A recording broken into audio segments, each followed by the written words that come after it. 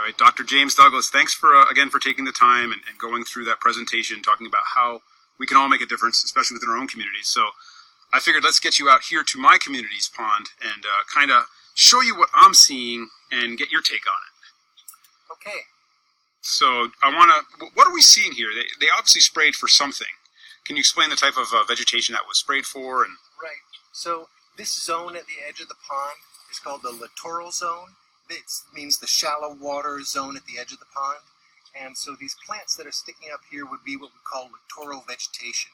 This is some of the most important pond vegetation for removing nutrients from the pond. And having killed all of these plants here that are part of the littoral vegetation means that they're no longer able to take nutrients out of the pond. In fact, these dead, rotting plants are now releasing their nutrients back into the pond, and that's liable to fuel algae blooms within the pond. And then our HOA will have to pay for algae removal, if you will, or algae spray. Right.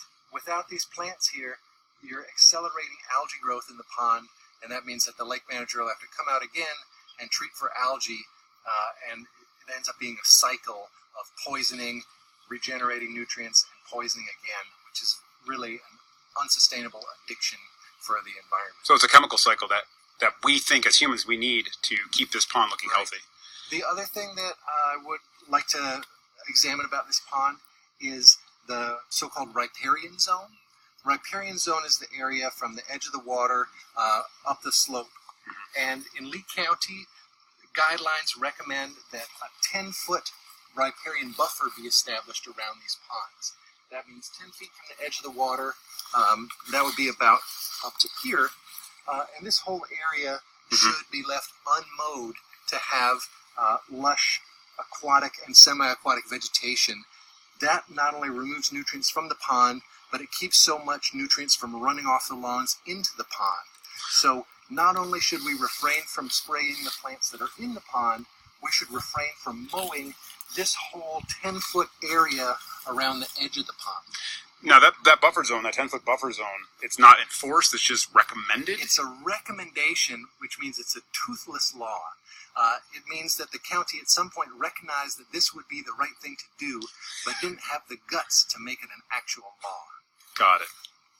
All right, excellent. And then as far as insects that these type of plants and vegetation bring in, I see a lot of dragonflies around, which is kind of cool.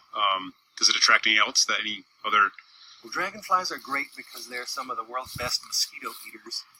And there are also frogs that live in the vegetation, and tadpoles, the larvae of frogs, and a variety of aquatic insects can be found in here. Some of the little crustaceans and insects that live among the water plants are algae eaters.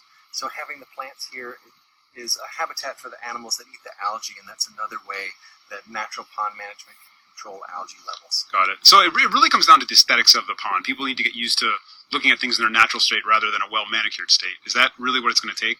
I think so.